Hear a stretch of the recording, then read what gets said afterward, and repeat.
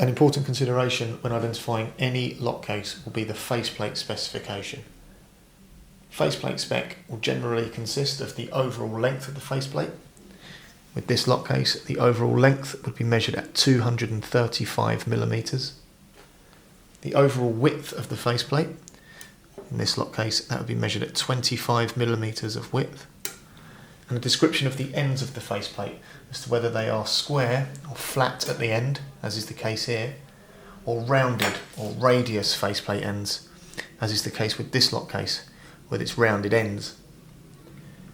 Some lock cases will feature a removable faceplate rather than a fixed faceplate, and in such cases it would be the removable section that is measured and described in the faceplate spec, not the forend behind it, but the faceplate trim itself.